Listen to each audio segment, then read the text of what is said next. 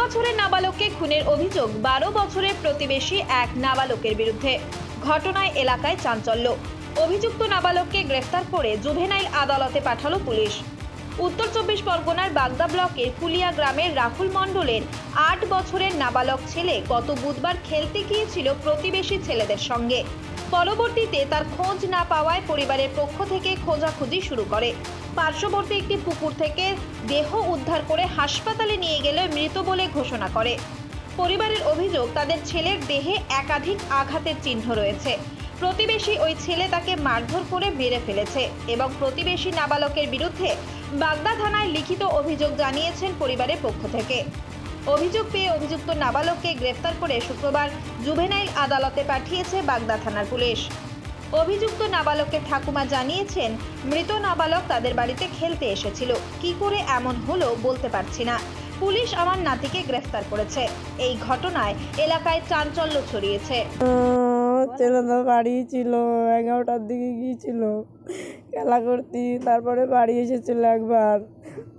দাদি বলেছে ভাত খাবি না, বলছে না, তারপরে গিয়েছে খেলা করতে। ওই বাড়ি দুটো ছেলে আছে, ওদের বাড়ি গিয়েছিল। তারপর থেকে আর পাওয়া যাচ্ছে না। ওরা বাড়ি চলে এসেছে, ও আসেনি। ওদের কাছে জিজ্ঞেস করেছে, ওরা বলছে আমরা জানি না। তারপরে ওই বাড়ির ছেলেটা দুবার এসেছে জিজ্ঞেস করতে, বলছি মুস্তাকিন বাড়ি আছে, বলছি না, বলছে এসেছে, না। ওরা বারবার জিজ্ঞেস করছে, দুই ভাই এসে। তারপরে আর পাইনি। সারা জায়গায় খুঁজেছে আমার শাশুড়ি শ্বশুর, আমরা কোথাও পাইনি। তারপরে 3:30টার দিকে পাওয়া যায়। ওই দিকে একটা পুকুর আছে, পুকুরের ভিতরে পেয়েছে।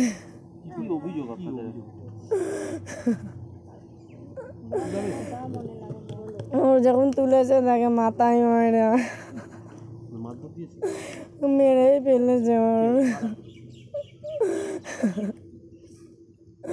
ওরাই মেরেছে, যে ছেলেটা জিজ্ঞেস করতে এসেছে ওই মেরেছে।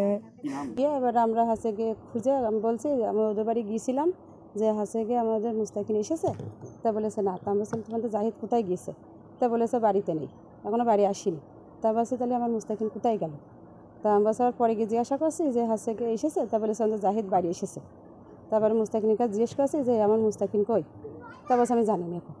এবারে সেই থেকে আমি খুঁজে বেড়াচ্ছি, কোনো জায়গায় আমি পাচ্ছি না। সবার কাছে জিজ্ঞাসা করছি, বলছে আমি দেখিনি।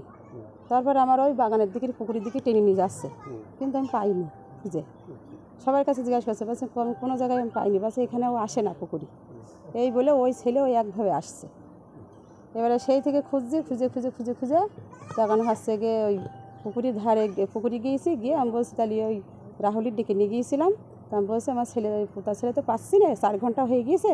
তা হচ্ছে একটু চলো দিলি পুকুরে একটুখানি লেবে চেক করার কথা। এবার লেবেছে, লেবে 3:30টার সময় লেবে দেখো ওর হাতে বেঁধেছে ওই রাহুল, ফোনটার ছেলে রাহুল। তখন ওই তুলে নিয়ে এবার ওই নারায়ণ ডাক্তারের বাড়ি গিয়েছিল, গিয়ে বলেছে বাগদায় নিয়েছিল।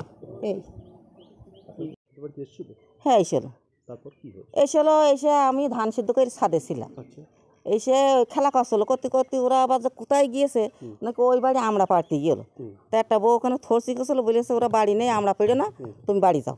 ওরা এসে বকবে, তাই এই যে কোথায় গিয়েছে আমি বাড়ি গিয়েছে আর আমি বলতে পারবো না। তারপর আমি আর বলতে পারবো না। আপনার নাতির সঙ্গে কি ও খেলে? হ্যাঁ খেলা করে। হ্যাঁ। আপনার নাতির নাম কি?